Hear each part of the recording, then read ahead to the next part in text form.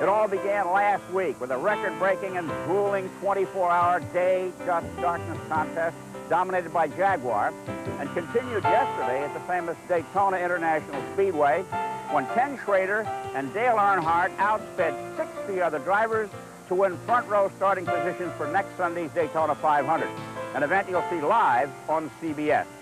But today's speed menu is unique, the Busch Clash, the world's fastest auto race. From green to checkered flags in less than 15 minutes, matching 10 of the fastest drivers in the stock car sport. And now for more on today's eye-popping attraction, let's go to my CBS broadcast colleague, Ken Squire. Expectation fills the air on a gray and foreboding day here at the Daytona International Speedway. A very stiff breeze has been blowing over the past several minutes. It has rained all morning as CBS prepares to bring you our first 1990 full flag-to-flag motorsports coverage. Hello, everyone. I'm Ken Squire. You know, they say there's two ways that fans remember a race. One, who's on the pole, and two, who takes the checkered flag. Well, if you're trying to find the prescription to put together to make a race, take all those pole sitters from a single season and dangle $215,000 off the front bumper. Give them just 20 laps, 50 miles to decide the outcome, and you have the Busch Clash. 12th annual is lining up down below us now. It's a new-look field with 6 Fords, 2 Chevys, Buick, and rather an Oldsmobile, and a Pontiac ready to go in today's competition. It'll be run in about 15 minutes. The record for this race, 197 miles per hour, inches apart. It's an incredible event, and let's meet the men who are in it for 1990. Standing by, the Dean of American Racecasters, Chris Economaki. Well, our lineup is here. 10 of the fastest in the business. 5 of these drivers won Rookie of the Year honors in their first year on the circuit. Let's meet the field. Mark Martin. Mark, 3 times this race has been won from the back row, but never from last place. Can you do it? I don't know, Chris. We're going to try hard. It's going to be a big job. Well, we're watching. And here's Davey Allison, a new baby at home. Baby needs some new toys, Davey? Well, she could use a lot of things right now, Chris, but we got a long way to go. Okay, good luck to you. And Morgan Shepherd, an old-timer who, when he's not racing, likes to go roller skating. Maybe get some silver skates today, Morgan. And here's Rusty Wallace, the new champion. Rusty, you've been on your horse, dinners, television appearances, public speaking. Now that you're back to racing, you like it? Yeah, there's nothing to it now. That's the way. Rusty Wallace, the champion. And here's Alan Kulwicki of Milwaukee. Alan, when you get out of the track, does that engineering degree help you? Sometimes. I hope it does today. There you go. Alan Kulwicki from Milwaukee. And then we have Jeff Bodine, a New Yorker who's been racing all his life in Chevrolets. First driving a Ford. Comfortable? I love it, Chris. Great. Want to go for a ride? Well, you shaved your beard. You hardly look the same. New guy. Good luck to you. All right, here's Bill Elliott.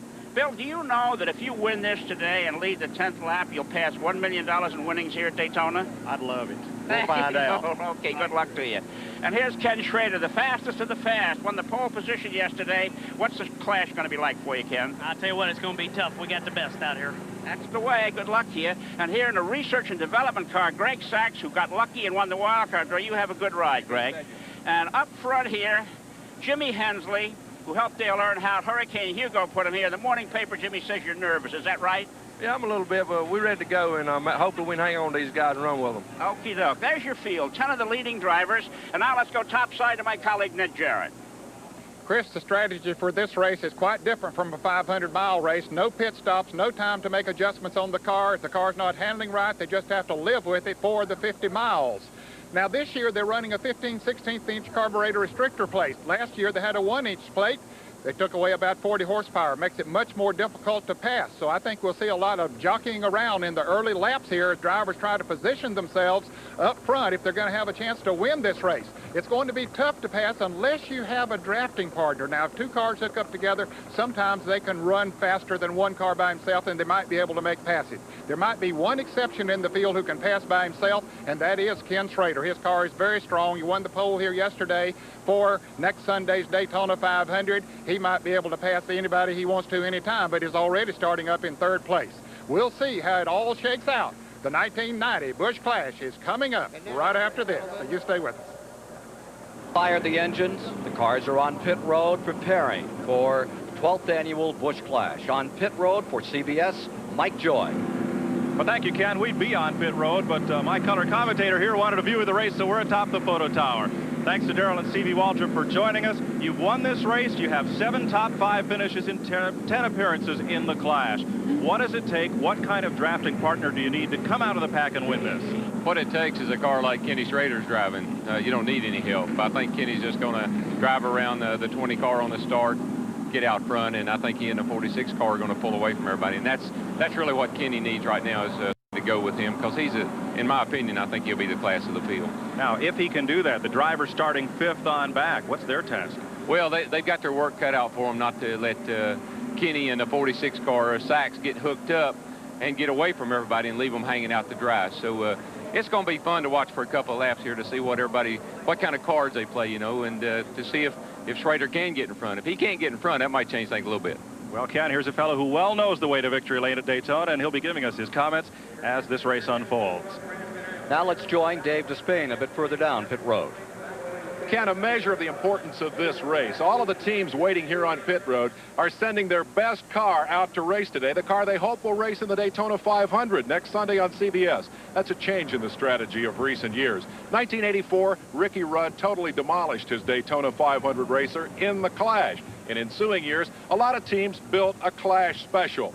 Now, aerodynamics are so important at Daytona, and there is not time nor wind tunnel budget to prepare 2 premium Daytona racers. So how have they responded? Fastest engine goes in the fastest chassis, surround it with the fastest body, put it out here for a 50-mile brawl, and hope you can bring it home in one piece to race again next Sunday. Ken? Halfway through the first of 2 preliminary laps, and let's take a look at the rundown here in a moment as the field organizes on the back straightaway of this 2.5-mile track. On the pole, number 20, Jimmy Hensley. Hurricane Hugo put him into this race. Dale Earnhardt could not get to Martinsville, and Hensley qualified his car. Greg Sachs from Mattituck, New York. The wild card selection, car number 46, is up on the outside of the first row.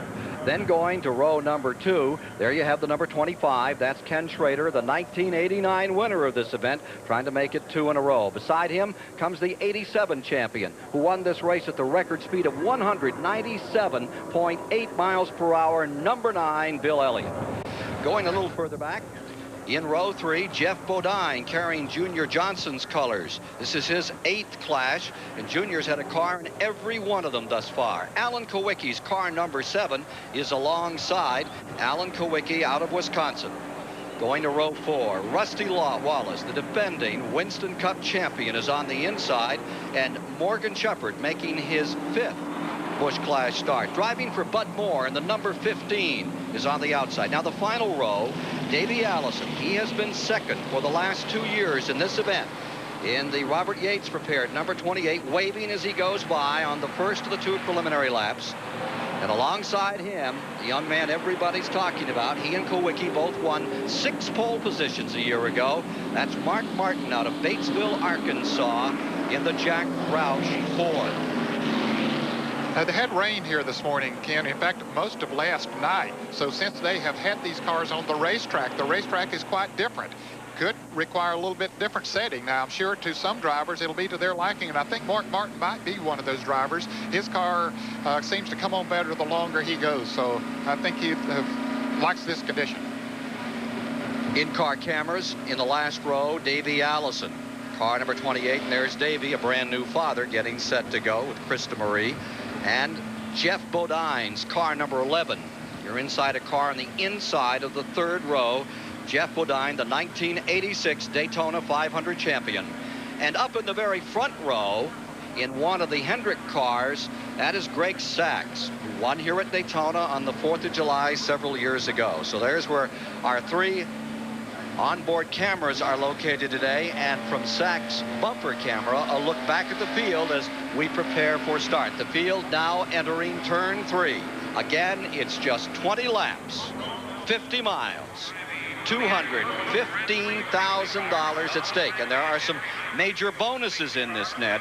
Yes, there are. In fact, there's a $10,000 bonus for leading lap 5, $15,000 for leading lap 10, and $20,000 for leading lap 15. And you can rest assured those drivers know when those laps will be coming up and be trying hard to get out front. Light is off on the pace car. It's ready to dip onto pit road, and the first major stock car race, 1990, is about to go under green, under starters' orders. 10 automobiles come to the line at the Daytona International Speedway. This, the prelude to the Daytona 500. They are on the break. It is Sachs on the outside. Number 46 on the break. High side. Here comes Davey Allison trying to move down to the inside. Here comes Schrader making that move we expected him to make. And it's all here in this first lap as they dip and dive into turn number 1 and leaning. Here's Bodine in number 11 up on number 7. Kowicki out in front in that experimental car. The number 46. It is Sachs. Schrader tucked in second spot. Backstrap. Well, the fellow who started on the pole, Jimmy Hensley, has a problem with his car. He's dropped completely off the pace. He's not in that 9-car draft that we see running up front. Into turn 3. Sachs leading. New colors on car number 25. Ken Schrader. Won it a year ago. Lies in second spot.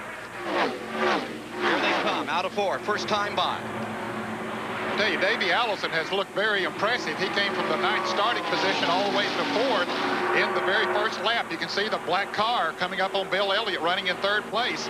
But that was quite a move that he made on the first lap.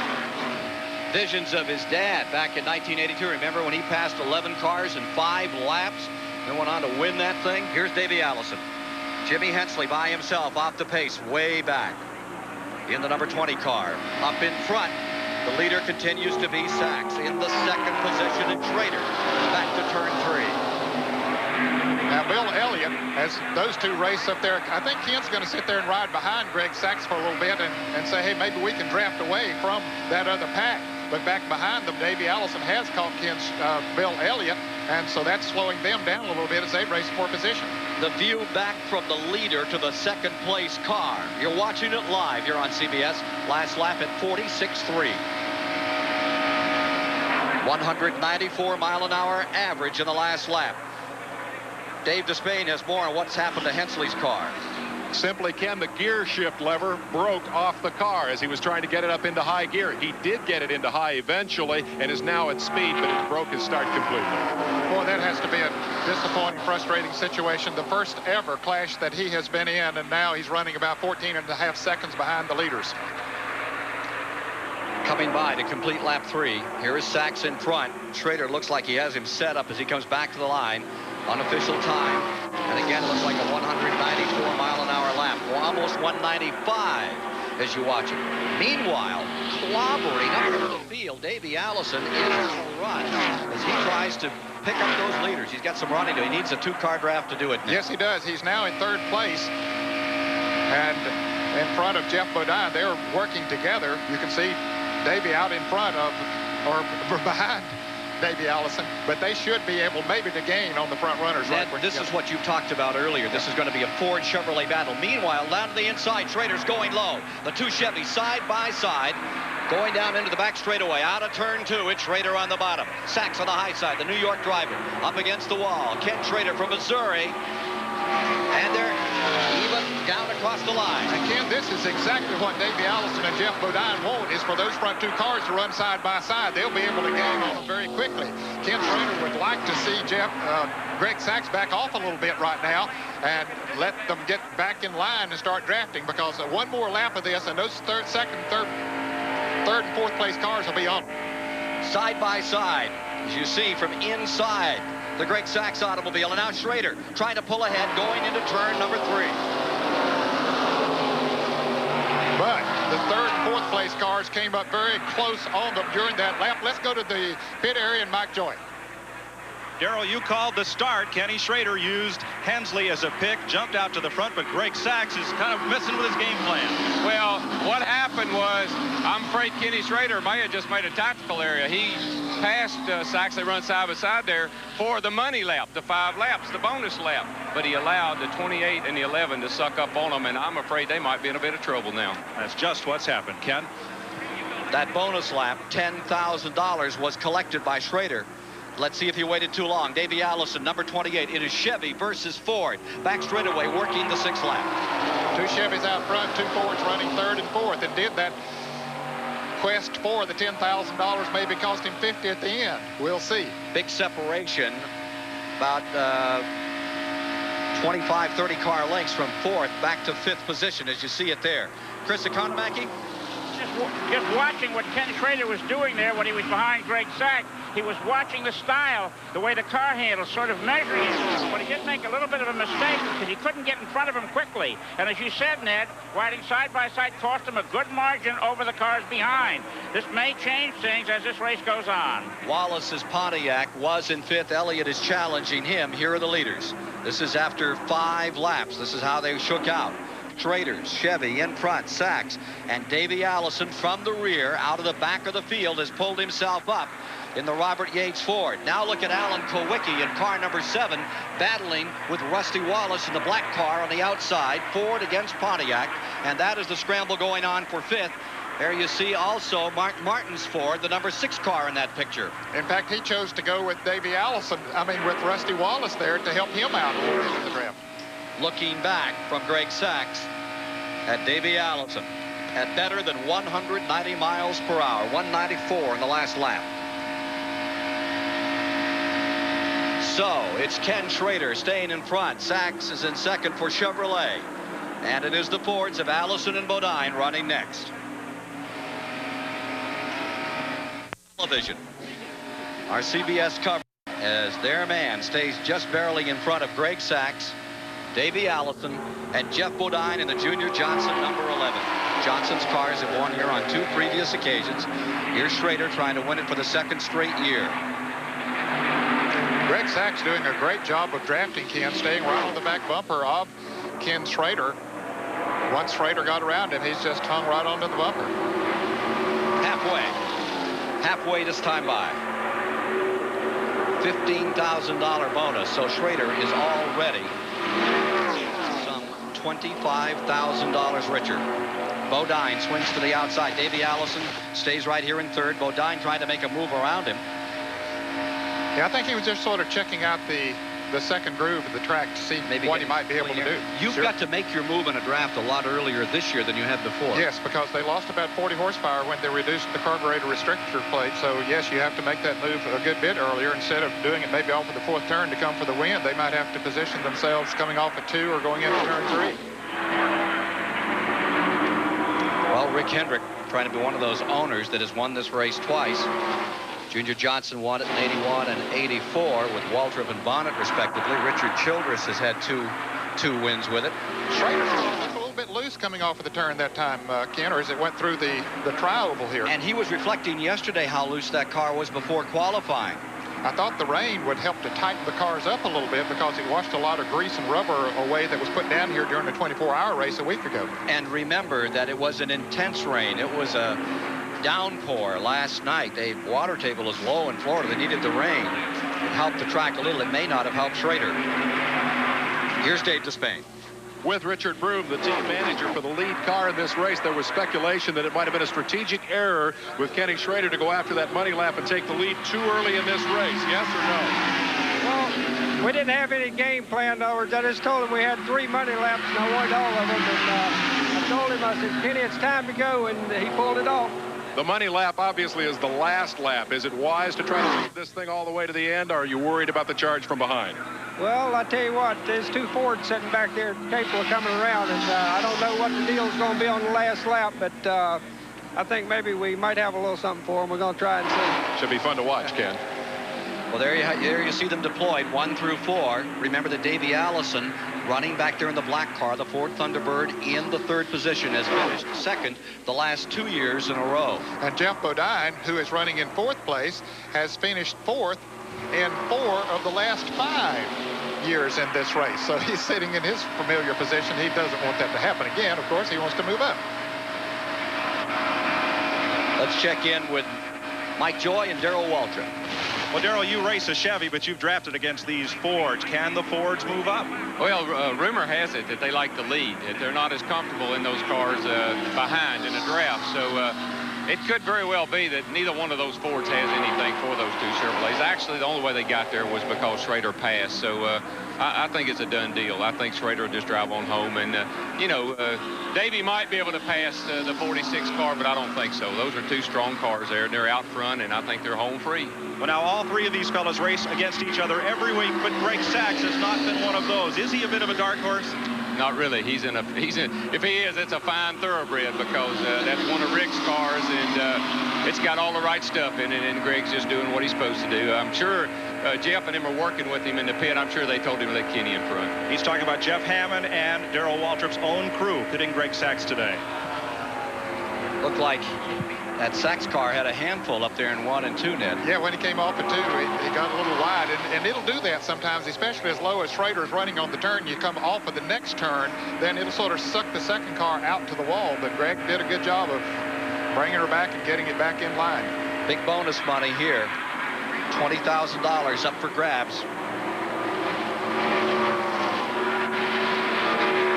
5 laps to go.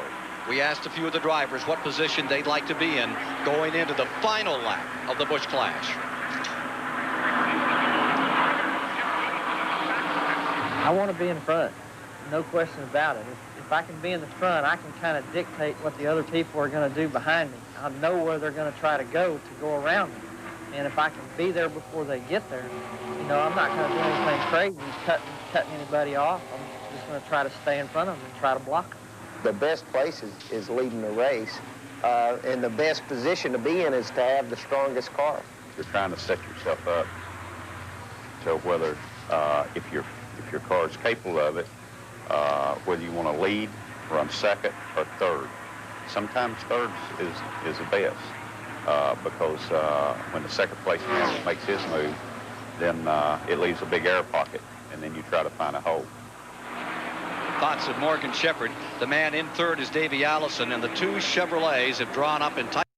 They're trying to break that draft. There are the 2 Fords trying to close back in again. Sacks looks like he has 1 shot left to take, for sure, in the second place car. You know, I agree with what Darrell Waltrip said a moment ago. The Fords don't seem to be able to draft quite as well, and we're seeing it now. The harder those tires get, the farther back they're falling. So handling is coming into play right now. It's not pure horsepower. It's a combination of both, and they just simply aren't able to hang on to those Chevrolets right now. And Ken, they're almost far enough behind now that the draft is not affecting them a great deal. 3 to go. We'd like to thank Robert Yates Racing and Junior Johnson Associates and Hendrick Motorsports for their assistance with our in-car camera coverage today here in the 12th annual Busch Clash. Here you are back with Davey, and he's looking up from under now by a fair distance, lying third on the field. This is live today on CBS. 12th annual Busch Clash. Jeff Bodine right there in car number 11, the Junior Johnson car up behind the Robert Yates machine, goes to the outside of it now as we get down to show and tell time. But I think they're both having a little bit of a handling problem, and you can rest assured that a lot of work will be done between now and next Sunday's Daytona 500 on those cars, because there'll be in heavy traffic then when you put 42 cars out on the racetrack instead of 10. They're about to put a lap on Jimmy Hensley, who had that slow start. Of course, he's been running out there by himself. No other car to draft with, so they have caught up to him. Out of turn 2. Remember, next Sunday, 32nd annual, $2 million Daytona 500. It's here, live, flag to flag on CBS. Do you notice how Schrader pulled all the way to the inside of the track after he got around Jimmy Hensley, hoping Hensley would come up and separate he and Sacks? Well, it didn't quite work, although Sacks is back about 2 or 3 car lengths. Just 1 week ago, Schrader was winning after sitting on the pole. Phoenix, Arizona sprint car race. This man loves to race. Here's the picture from Greg Sacks in second place as he closes in. The white flag is out. This is it for the big money. Last lap. Averaging over 194. They slipped that lap down to about 192. Now, this might be an intentional move. Sacks went high, dropped back a little bit. He's got to build up a lot of momentum. He's got to try to make his pass going into turn 3 if he possibly can. But look how low Schrader goes on the racetrack. He's not going to give him room to go under him, that's for sure. Looks like Sacks might have dropped back too far. Looks like a Cale Yarborough move. He used him all kinds of racetrack, trying to break away now and bring it home. Schrader, who won the pole yesterday. It's a replay of 1989 when he won the pole and won this race. Here he comes. Checkers in the hand of Harold Kinder. Flag about to come out. And the 12th annual Busch Clash has been won by Missouri's Ken Schrader. He took all the marbles. He took every penny there was. $45,000 in bonus money, $50,000 to win. $95,000 total on Ken Schrader, the winner of the 12th annual Busch Clash here at the Daytona International Speedway. We'll meet the winner in a moment.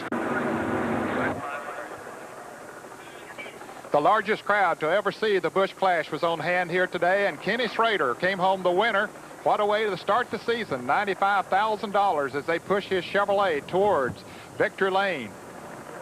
We expected a classic duel between the Fords and the Chevrolets here, but the Chevrolet won the first round here, and now let's go to Mike Joy, who's with Ken Schrader. Kenny, congratulations. Gosh, you did it again, and it looks like you're on a roll. Last year you won the pole, the Clash, the qualifier, and finished second to this fellow in the 500. What about it this year? I'll tell you what, it starts off good, and it's one of them deals, you come down here and you try to win everything you can up until Sunday, and Sunday is the big one. I mean, at least we're getting something in case we don't go home with it Sunday. Well, now face it, Greg Sachs driving for the same car owner. If he'd pulled up alongside you on that last lap, would that have been kind of a career decision for one of both of you? It wouldn't have been a career decision for either one of us. That's the good thing about here at Hendricks Motorsports. Darrell will tell you, it's just, when it gets to a deal like that, buddy, it's everybody for themselves. Okay, congratulations to you, and Darrell, thanks for joining us.